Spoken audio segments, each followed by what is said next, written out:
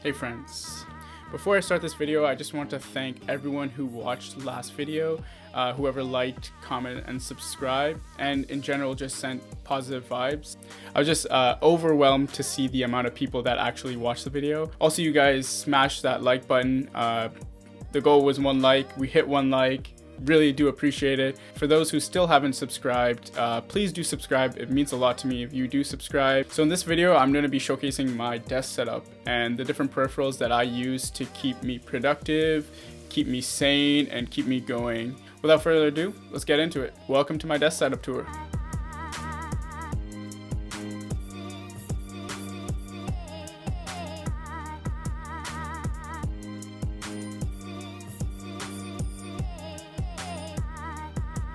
The most important part of any desk setup is obviously the desk and the chair.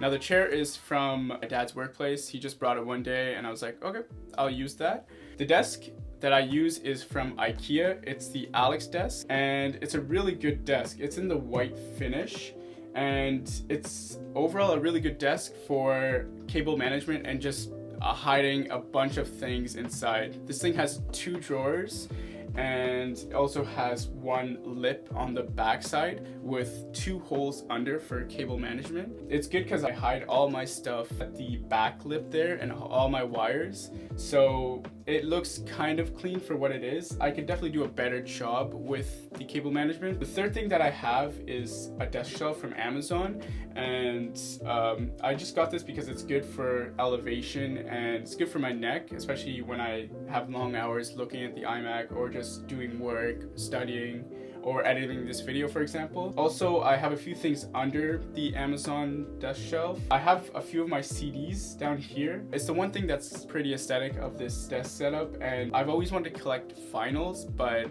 I feel like CDs would be just good enough, and they're also low profile. Hopefully in the next desk setup, I'll have like them pinned onto my wall, which is pretty cool. But also what I have down there is the MagSafe Duo, which I charge my iPhone 12 Pro Max with and my Apple Watch. It's really good and it uses 1 cable just to charge both of them. And also under there is my Philips Hue Light Bar, which is just good for general ambiance. It's good as a light and it's really bright. It can actually light the whole room up for just 1 light bar.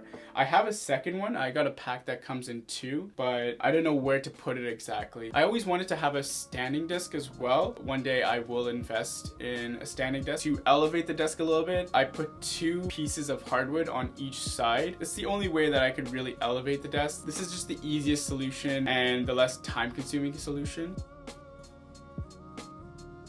So the iMac that I use is the 2015 4K 21.5-inch iMac, and it's a really good iMac. So this iMac is running on a 3.1 GHz quad-core i5 with 8 gigs of RAM. It uses a 1 terabyte hard drive, but that hard drive is a 5400 RPM drive, and it's really slow. It's like the drives that they used in the early 2000s. Since the hard drive is quite slow, what I did is I got an SSD, a 500 gig SSD, and I hooked it up as an external drive, and I ran macOS on it so that the main drive essentially is the SSD, whereas the 1 terabyte hard drive is kind of like a backup. If I have any larger files, I just put it on the hard drive. Programs will run much faster. You'll get less of that bouncing animation when it's loading. Just transferring files back and forth is really fast, which is a big benefit. So in 2021, the only problem with the iMac is that right now they use the thick bezels. Now this design hasn't been changed since 2009. Probably around March, April time, we're gonna update it to look more like the Pro Display XDR, the $6,000 display with that $1,000 Pro Display stand, which is gonna be really good. It's gonna have like a flatter design. It's gonna look really nice. Macs are not usually known for their gaming performance. I mean, it can run Minecraft, it can run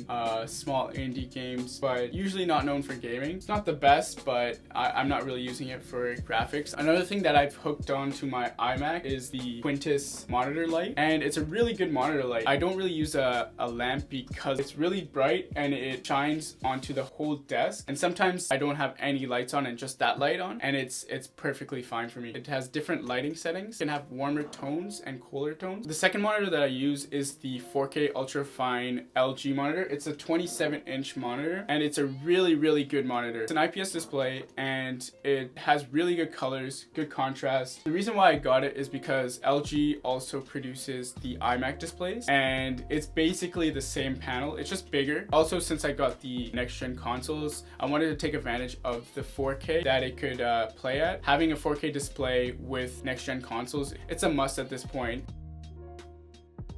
The peripherals that I use are the Magic Trackpad, also the Magic Keyboard, and the MX Master 3 from Logitech. This version is the MX Master 3 for Mac edition. It's a big improvement from the original MX Master, which I previously had. They still have the 3 pairing methods where you can pair to 3 devices. There's continuous scrolling and the more traditional type of scrolling where it has ridges every time you scroll. It also has the horizontal scrolling and the 2 buttons on the side. The good thing about the MX Master 3 is that it's reprogrammable and it's also really ergonomic. So if you ever want to remap a button, change the DPI, it's all possible through the Logitech app. The keyboard that I use is the Apple Magic Keyboard, and this is the keyboard that I got with the iMac. It's a really good keyboard. The main reason why I use it over, say, a mechanical keyboard is because it's very low profile and it doesn't make that much noise, and it's Bluetooth as well, which is, it checks all the boxes. It came with the Mac, so I can't really complain. I also use the Apple Magic Trackpad, which is a really good device. I've always wanted to have a 2 cursor setup,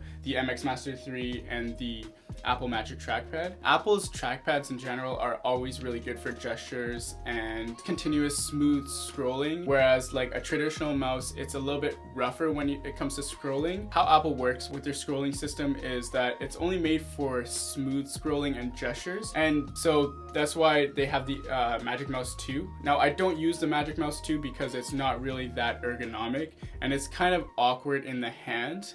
But those are the 2 things that came with the Mac, the Magic Keyboard and the Magic Mouse 2. They're good peripherals, but I would say that the Apple Magic Trackpad and the MX Master 3 is the perfect 2 cursor setup. For me, audio has always been a big part of my life. In terms of studying, gaming, I always need music. Having a good audio interface is always important. The audio interface that I use is the Schiit audio stack. It's the stack that contains the Magni 3, the Sys, and the Modi 3. Obviously, the name is quite questionable, but it's good shit. That's what they say. Schiit Audio makes really good audio product. Each individual Schiit product starts at $99 US, except the Sys, which starts at $49 USD. For entry model audio products, the Schiit stack is probably the best. The most popular combo is the Magni 3 and the Modi 3. The Magni 3 is the headphone amp, which you would use to plug in your headphones. And the Modi 3 is kind of like the DAC where you would plug it into your computer or any other device. And the Sys is the audio switch. Since I have 2 interfaces that I use, I have my gaming setup and I have my iMac. All my gaming is done on the second monitor, and the second monitor doesn't have any speakers, and I don't use any external speakers because I like to just use headphones when I game. Since the LG monitor has an auxiliary port, it's easy to switch between the 2 audio sources, the iMac and the gaming side of my setup. I would say for a lot of people, they won't need the Sys in their audio stack, but say if you have 2 audio sources or multiple sources, it's good to have a switch. Otherwise, you could get by with the Magni and the Modi. To have a switch, it just makes my life much easier. I can just press a button, it'll switch audio sources with ease. Definitely recommend Schiit Audio to everyone. I've always had a good experience with Schiit Audio. I think as an entry model audio interface, Schiit Audio is probably the best company you can start with. The Magni, the Modi, and the Sys. At least just the Magni and the Modi to start with, but you can get away with just the Modi as well. The headphones that I use are the Sennheiser 6XX from Massdrop. These are originally, I believe, the Sennheiser HD 650s, but rebranded as the 6XX. These are really good value open back headphones. Now, if you haven't tried open back headphones, I highly recommend these ones. They're super comfy. They're only meant for quiet environment since the drivers are open and everyone can hear what you're listening to. So I do not recommend them in open scenarios or when you're commuting. But for a quiet at-home setup, I do recommend it. They're really good, they're really comfy, and if you want something that is super light and you won't notice over a long time, this is the go-to. The other pair that I use is the Audio-Technica ATH M50X. I would say that my go-to is the Sennheiser, just for the fact that it's more airy, open back, lighter. In case if I just want to block everything out, I use the Audio-Technicas. And if I want more of just like a chill, laid back, airy, or if I have a long session, I would just use the Sennheiser HD6XX from Master. But those are two really good headphones that I highly recommend. For the gaming side of my desk setup, I have the Xbox Series X and the PS5. Now they're really good systems. The only problem is that it's really early in the release and there's not that many games that are out right now. The game that I always wanted to play was Spider-Man, and Spider-Man has always been exclusive to Sony. When everyone had the PS4, everyone was playing Spider-Man, and I was stuck on Xbox with no Spider-Man. I had to get the PS5 just to try Spider-Man, just to play Spider-Man, and I could say that the Miles Morales Spider-Man is just a really fun game. Just swinging around New York City, the graphics, the visuals of Miles swinging around New York City, it's just so silky smooth. Everything's at 60 frames per second. Now my monitor is only 60 frames per second, but it's good enough. The games that I play on Xbox Series X is FIFA and Forza Horizon 4. The main advantage of the Xbox Series X is Game Pass, and Game Pass is actually a really good game library that Xbox has. Game Pass also has games from the original Xbox, the Xbox 360, Xbox One. It also has access to EA Play, and they only got access to EA Play during the launch date of the Xbox Series X. But EA Play is really valuable for me. So overall, if I would say which is the better console, I think there are two consoles that are good in its own right. What I could say about which console you should get is honestly get the console that your friends have. You want a good game per value ratio, get the Xbox Series X because Game Pass is actually worth it. I actually have Game Pass Ultimate, and Game Pass Ultimate is really good. Microsoft owns Xbox. They also have the PC side of Xbox.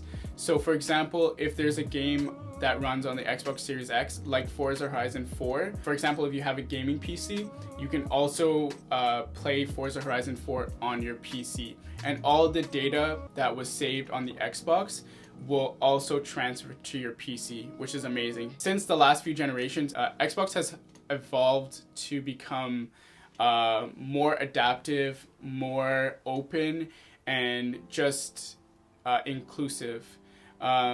You can play with PC players. The whole Xbox party system is much better. I have a friend on PC, and it's easier for us to sync up through Xbox Party Chat and for us to play Forza Horizon 4, for example, or Call of Duty Warzone. It's just easier and it brings more players together. That's why Xbox, I would say Xbox is a little bit better in that front. But if you're a true console gamer and you want to play Spider-Man, you care about Spider-Man, or you don't really care about the big gaming library that Xbox has, the PS5 is the console to go with, just for the fact that it's more popular, has more people. Right now it has more exclusives, but to be honest, the early stages of the consoles are not the best way to judge how the consoles will be successful. Also, the PS5 controller is really good. I really like the PS5 controller. The adaptive triggers are the main feature of the PS5. It's okay for certain games. Sometimes I have to press harder than I have to, and sometimes I just turn it off. There's not many games that really take advantage of it right now. The only game that takes full advantage of it is Astro's Playroom, which is pretty good, but I've always liked the Xbox controller because it's bigger and it fits in my hands, whereas the I would say DualShock 4 was a little bit smaller and a little bit uncomfortable. I've always played FIFA on the Xbox and I've just been used to that Xbox controller. But all I can say is they're both really good consoles. They're both 4K gaming consoles. If you want a more inclusive, kind of adaptive experience, Xbox Series X is the way to go. If you want a more traditional kind of gaming first kind of experience, then PS5 is the way to go. Thank you for watching. I hope you enjoyed this desk setup tour.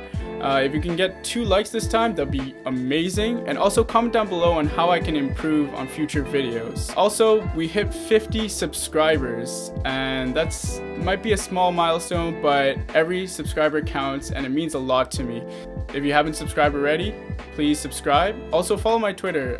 It's going to be linked down in the description under all the other mentioned products. And yeah, till next time, see ya. Bye. Peace.